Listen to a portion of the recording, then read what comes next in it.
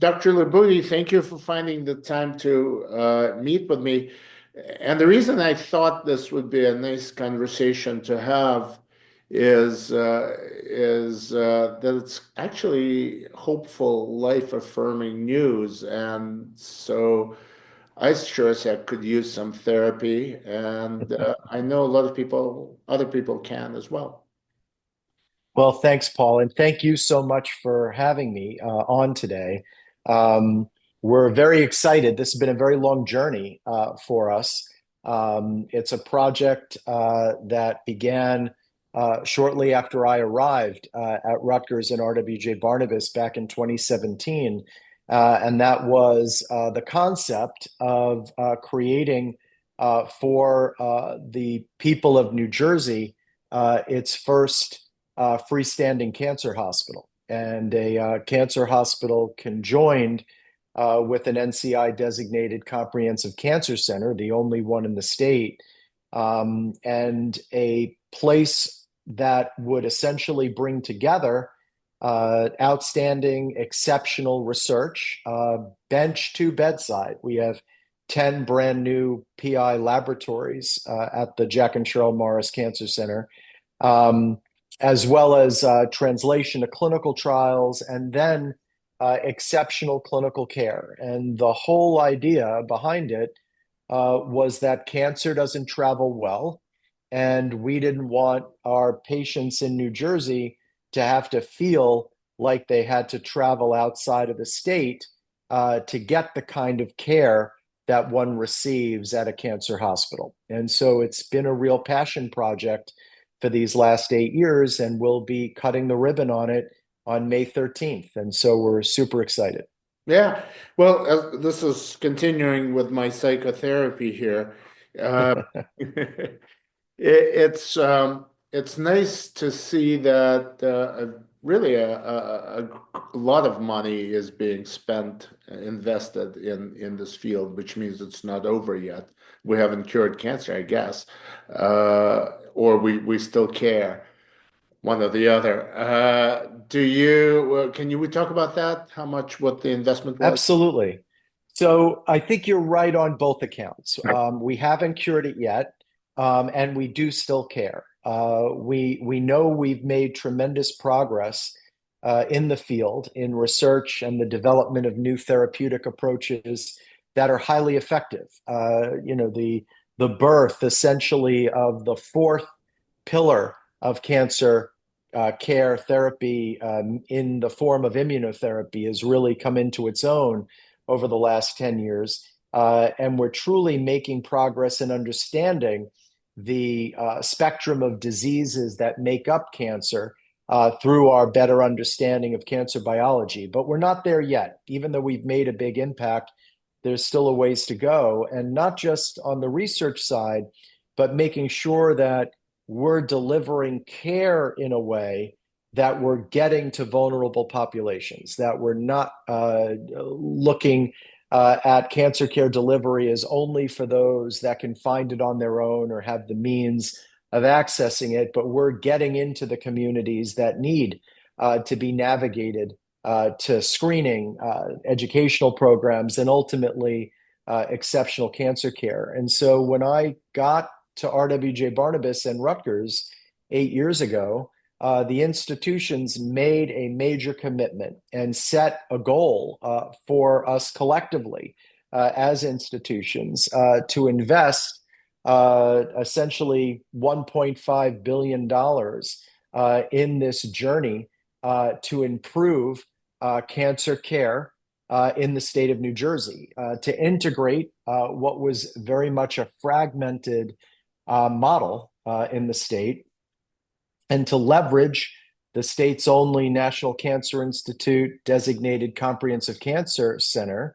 to be the epicenter of that plan and that process. And so the health system really stepped up, made that major financial commitment and investment.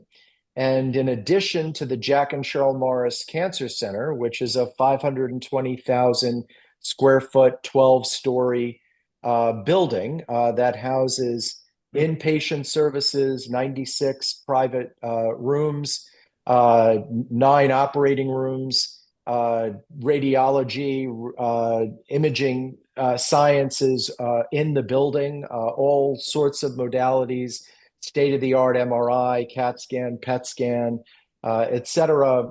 4 brand new linear accelerators, including an MRI, LINAC, a brachytherapy suite for radiation therapy delivery, interventional radiology suites, an extended care facility so patients don't have to travel to emergency room if they have morbidity or side effects from their therapy, 84 state-of-the-art infusion chairs, 74 exam rooms, 10 PI basic science laboratories connected by a sky bridge to our current cancer center facility with approximately 35 laboratories. But in addition to that investment as sort of the epicenter or hub of our program, we recognize, as I said earlier, cancer doesn't travel well, and we don't want our patients to be further than about 15 or 20 minutes from exceptional care. And so we've invested in an additional 150,000 square foot outpatient facility, state of the art, in Livingston, New Jersey, on the campus of Cooperman-Barnabas Medical Center, which is the northern area of our health system. And then a similar sized facility in the southern region of the state, southern area of our health system, on what's called the Vogel Medical Campus in Tinton Falls, New Jersey. And so together, these facilities create destinations across the state of New Jersey that are fully integrated with each other, and along with the 12 hospitals that make up our health system and the other outpatient facilities throughout. And we sort of think of it as many doors leading to one program. And the entire oncology program is under the oversight and leadership of the Rutgers Cancer Institute. So it really is planting a flag by RWJBarnabas Health and Rutgers to say we are going to take responsibility for tackling this problem in New Jersey and encourage folks outside of New Jersey to travel to us to receive their care as well. No, we're talking about each of them is about $500 million. So in terms of the cost of construction, the Jack and Sheryl Morris Cancer Center will land at just north of $900 million, and each of the other outpatient facilities are coming in at just shy of $250 million. And together with the recruitment of the specialists, since I arrived in 2017, we've recruited somewhere just south of 150 subspecialty providers focused on various types of cancer, researchers, other investigators. So all told, when this is all landed, it's probably somewhere between 1.5 and 2 billion in the investment beyond just the capital investment. Wow. That's fantastic to know that this is still growing. Can you imagine the world without NCI? It's not happening yet. I really can't. And you know, Paul, that I was essentially born at the NCI. My career began there in 1995. I first set foot on the campus in Bethesda in June of 1995, and I was there until January of 2009 in the intramural program, and have been an active participant in the extramural program for the last 16 years since leaving. So all told, this year in June will mark 30 years of my relationship with the NCI as either an intramural investigator or a funded extramural investigator. And I can tell you the progress that we've made in our fight against cancer would not have been possible without the National Cancer Institute.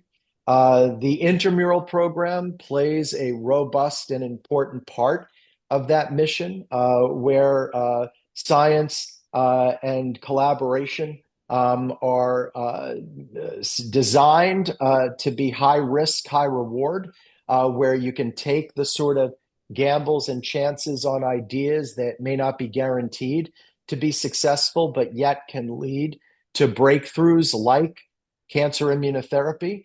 I'm convinced we would not have the strategies that are approved now by the FDA for the treatment of cancer in the area of immunotherapy, if not for the groundbreaking work done in the intramural program of the National Cancer Institute, much of which was led by Steve Rosenberg, my mentor.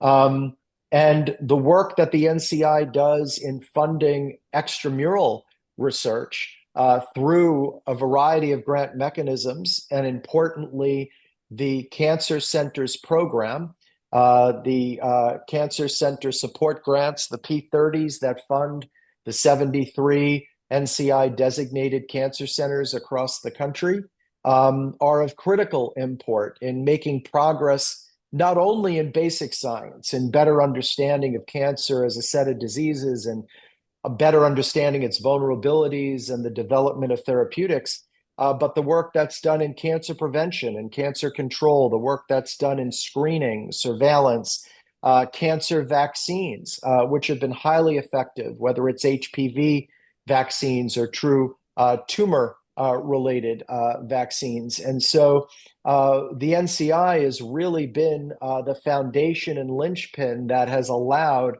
all of that to take place. And so, no, I can't imagine, and I don't want to imagine a world without the National Cancer Institute. Well, the reason I'm asking is um, probably perhaps somebody outside oncology might be watching this as well. Uh, but here you have a functional business system that brings in $2 billion investment. It can function without the government, maybe, but I think it would be rudderless without the government. Am I wrong? You're not wrong. And although we've made a substantive capital investment in the facilities that do just that, they facilitate what we're trying to accomplish, we would never be able to actuate that capital investment without federal funds. You know, we rely heavily on federal grants to conduct the research that we do now and that will take place in the Jack and Sheryl Morris Cancer Center. And so they're partners. You know, this is a great example at Rutgers and RWJBarnabas of a public-private partnership in the fight against diseases in general and cancer specifically. The federal government is a key partner in that effort. And without the federal government's partnership, I don't think any buildings, and no matter how much one is invested in them, will succeed either in making research progress or delivering the level of care that we need to be able to deliver. So I think it's not only important as a rudder, the NCI and the NIH writ large, and the federal government is really the fuel for the engine that allows us to make this progress. And without that, we'll grind to a halt. And with the 15% in direct costs, would that be a problem for you if that happens? Yeah, I think clearly the issue around indirects and what that means and its importance has not been well articulated by the scientific community in terms of the lay public sort of understanding what those funds do. Direct funds come to an institution and investigators at that institution to really fund the research itself, the research question that's being asked and answered. So providing resources to purchase the reagents, having resources to hire the technicians and the other support staff that's important for conducting the research, having support for the model systems that are used to help answer those questions. But what the direct funds don't pay for are the water, the lights, the electricity, the phone systems, the IT lines, and everything else that supports that research. Those are really the costs that are borne by the indirect dollars that flow in. And so I certainly think there's room for a conversation around what is a reasonable amount of support for infrastructure to allow the research to take place. I certainly don't think 15% will cut it in terms of supporting the work that needs to take place. But I certainly think reasonable and rational people can have a discussion and come to what those costs are. And I don't think the federal government wants to fund direct costs that won't succeed if they don't have the proper support to keep the lights on and the water running and the IT support and everything else that's necessary to conduct the research. So, What happens if you get 15% to your institution? well, I think it would dramatically impact our ability to function. I think that it would undermine the model of how research is conducted severely. It would probably grind many projects to a halt and would set the United States back, I think, from its position as a leader worldwide in research and driving new discovery, which is important for the economy. You know, we have to recognize that these investments that the federal government make in our ability to conduct research have tremendous dividends in our ability to develop next generation therapeutic products, next generation technologies that have a return on investment for companies and corporations here in the U.S. And provide support for jobs, et cetera. We did a study in New Jersey in terms of our impact on the New Jersey economy as one cancer center and cancer program. And our return on state investment for every dollar invested by the state of New Jersey in cancer research, we return between $10 and $14 in terms of productivity. And so I'm sure a similar analysis could be expanded, U.S. wide in terms of the return on investment and even the return on the health dividend. Decreasing incidence and mortality from cancer helps the workforce live longer and be more productive and cost less in terms of the burden of caring for advanced stage malignancy. So there's so many ways that one can calculate the return on investment. And I'm speaking specifically for cancer. This is true for many diseases that one tackles through the work done by the NIH writ large. One of them, I'm looking at your fact sheet, and it made for some really fun reading. I did not realize that there are only 13 freestanding cancer hospitals in the United States. Is that? Wow. That's our best assessment. 13 freestanding cancer hospitals. There's another under construction that will, when it opens, add a 14th. But I believe when you look across the U.S., there are 13 now by 2026, 14 hospitals that are dedicated entirely to the care of patients with cancer. And the nice thing about our structure is not only will we have this freestanding cancer hospital when it opens in a few weeks, but we are literally physically connected to a world-class academic acute care hospital. So we know about 40% of cancer patients have a significant comorbidity, other chronic illness that needs care. We're literally right across the street and a sky bridge away from the specialists and experts in acute care expertise that's necessary to support that. And we're also part of the state's largest academic health system. So we're completely integrated into a health system that cares for over 50% of the state's population and has primary all the way to quaternary care delivery capability. So it really gives our patients the best of all possible worlds, a physical plant that is completely focused on their disease and diagnosis, their cancer diagnosis, with the goal of wrapping a blanket around them and navigating them to exceptional care from the moment they encounter us, but also the depth and breadth of capabilities to care for whatever other problems they may be facing.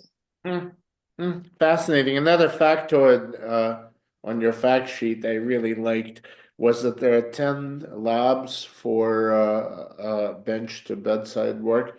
Is that an unusual number? I don't know. I've never designed a cancer hospital yet. So there are good examples across the country of other cancer hospitals that have built in the concept that I became very familiar with growing up in the clinical center at the National Institutes of Health, which is this juxtaposition of basic research and clinical care right across the hall from each other, sort of two sides of the same coin. I think it's critically important for a number of reasons. One, it fosters still what I hope is not an extinct species, which is the physician scientist, which is what I've been my whole career, that you can walk across the hall and see your patients and sort of fret about the problems they're facing and trying to think about solutions for those problems, and then just walk right across the hall back to the lab and bring some of those questions back to the lab to try to answer. But also having those laboratories in proximity gives our bench researchers the opportunity to directly interact with our clinicians and to spark some of those hallway conversations that lead to great ideas. We sort of balanced the clinical needs within the facility against our research needs in terms of expansion. And those 10 labs are literally a sky bridge away from the 35 labs that we have in our research building. So they're very close in proximity. And those 10 labs are fitted out to support 10 PIs with about 10 staff members in their labs. So it's approximately 100 people doing cancer research that'll be supported within the Jack and Sheryl Morris Cancer Center facilities. I think I just heard you say this, and it's astonishing that the idea of bed from bench out to bedside comes from the the NIH Clinical Center. So this is sort of like the rounds comes from the design of Hopkins. That's what inspired me. So I'll tell you, I left the intramural program in 2009, as I mentioned. And it was an incredible almost 14 years that I spent there. And there were some things that we were able to do that could not be done anyplace else. And some things that were a bit frustrating to me in terms of what I thought we could have done better. And so I've had this vision of what the Jack and Sheryl Morris Cancer Center manifests since leaving the intramural program. And the clinical center, which is an incredible resource that if folks who are listening to this have never seen, it's a hospital and research laboratory dedicated entirely to the conduct of clinical research. And it's a real jewel and treasure within the US inventory of research facilities. It's really incredible. And so much of what was formative for me as I developed my career as a clinician scientist was in a product of my experiences in that facility, Building 10, it's referred to. And it was a tremendous inspiration and model as I designed with the design team, the architects, and the others involved in designing the Jack and Sheryl Morris Cancer Center.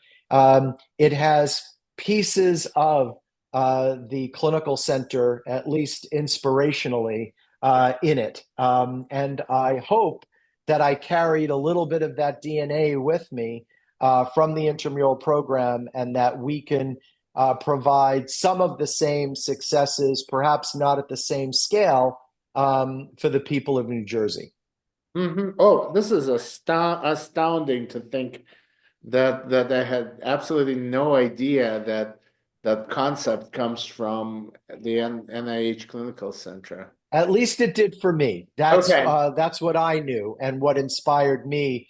These two sides of the same coin, and the importance of conducting clinical care in the setting of driving research.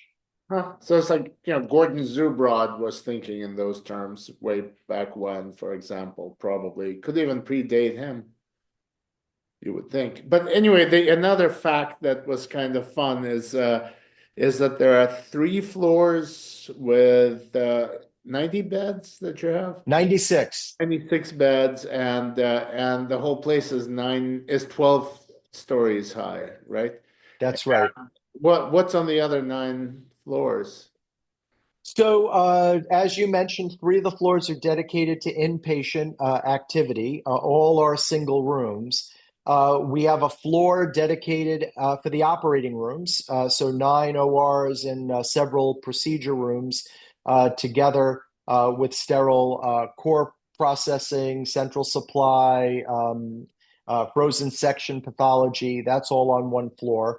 We have a floor dedicated to our infusion program, so 84 infusion chairs on one floor. We have floors dedicated to our outpatient clinics, so 74 outpatient exam rooms, including a separate unit for pediatric outpatient care, which is based on a day at the Jersey Shore. So it has a Jersey Shore theme. Pediatric patients and their families walk along a boardwalk with sea scenes along the sides. There's an arcade, there's a toy store. The infusion rooms and exam rooms are built out like cabanas. So it's a beautiful facility for our kids. We have a floor dedicated to laboratories, as we mentioned, clinical support laboratories and the basic research laboratories. We have our radiation oncology and imaging suite, which is on the ground floor. We have a floor dedicated to patient amenities, food, other support services for patients, a gym for physical therapy, massage therapy, Reiki therapy, all sorts of acupuncture, acupressure, all of those sorts of modalities. And so the building has really been programmed around the patient experience. It's a smart building, so leveraging a lot of IT support, audiovisual activities. We're on an EHR, and so we begin the process of engaging the patient before they even get to the facility through their smartphones or other IT-enabled technology. They're able to register before they arrive. We have automatic wayfinding. The patient is a little blue dot on a map of the building. As they walk around, they can see where they are. We can track patient progress through the building to improve process and throughput. We have close to 70 cancer patient navigators, not just in the building, but in our call centers and across the service line, the health system, that engage with patients as soon as they get their diagnosis and help to navigate them throughout the system. So it's really more than just the physical space. It's the whole process around how do we improve the patient experience and the way in which we deliver multidisciplinary care. What was it like to design that? Was that a totally It was a relatively new experience for a surgeon and a researcher. I can tell you that. I had a little bit of getting my feet wet in design. When I left the National Cancer Institute, I went to Montefiore Health System and the Albert Einstein College of Medicine in the Bronx.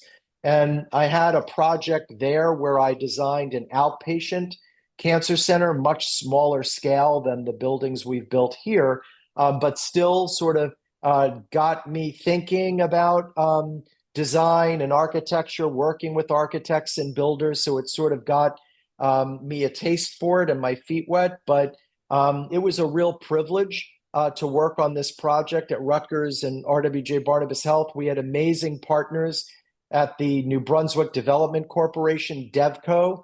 Chris Palladino, who's the president of DevCo and has developed a number of amazing construction projects in New Brunswick, New Jersey, was an incredible partner and mentor for me, sort of helping guide me through this whole process. And it's really been a 7-year passion project from sitting down and drawing things out on pieces of paper all the way to charrettes and building mock rooms in a hotel out of cardboard for people to experience. And now finally, in a couple of weeks, cutting the ribbon on the building.